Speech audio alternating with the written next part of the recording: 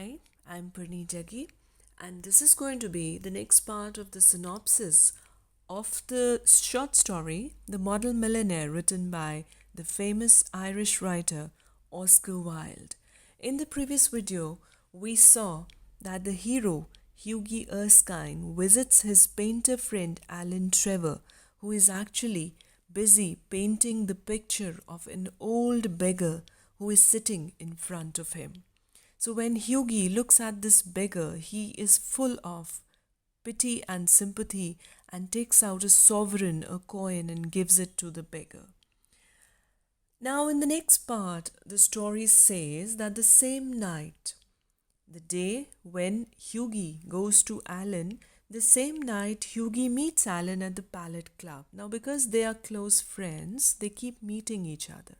So, the same night Hughie met Alan Trevor at the club. He asked Alan if he had finished that picture, that painting of the beggar man that he was doing in the morning. And Alan replied in the affirmative. Affirmative means he says, "Yes, I have already done that picture," and said that the old model had taken a liking for Hughie. So he had told the beggar everything about Hughie. Now, this was the twist in the story, that the beggar was also interested in Hughie.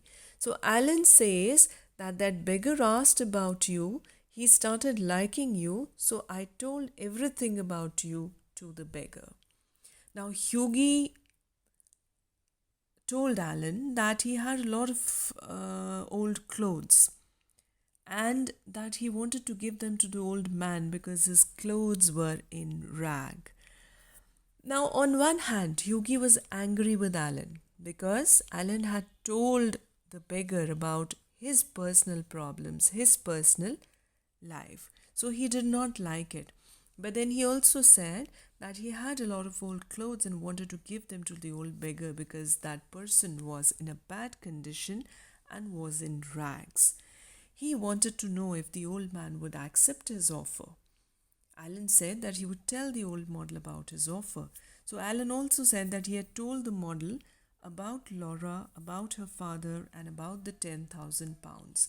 Now, this is not something that Hughie liked. He was angry with Alan for telling the old beggar about all his problems. Now, here at this point, Alan Trevor disclosed to Hughie that the beggar model was actually not a real beggar, but he was one of the richest men in Europe who was actually posing for a painting in his studio. He also told Hughie that his name, the beggar's name, was Baron Hosberg, who could actually buy all London and never feel the pinch of it. Means he was such an affluent person, such a wealthy, rich person, that he could buy the entire city. He also said that the Baron had a house in every capital city and ate of gold plates and had a lot of political power. Now, this came as a surprise to Hughie, who had actually handed over a coin to that person, thinking that he was a beggar. But now his story was that Baron was so rich that he had a house, he had property in every capital city, and he had also lots of political power. Alan told Hughie that Baron Hosberg had asked him to paint him as a beggar, and he himself liked to pose as a beggar. So, hearing this story, Hughie was greatly embarrassed for what he had done, because he had given a sovereign to a millionaire and made a fool of himself. So Hughie blamed his friend Alan for not telling him then and there about the real identity of the beggar earlier. Now, the next morning, when this person, Hughie, is at his own house, there is a messenger, Mr. Gustav Nodin, at the door of Hughie. This person, Mr. Gustav Nodin, is actually a messenger sent by Baron Hosberg to Hughie's house. Now, Hughie thought that he had come for an apology for insulting the Baron by giving him a sovereign.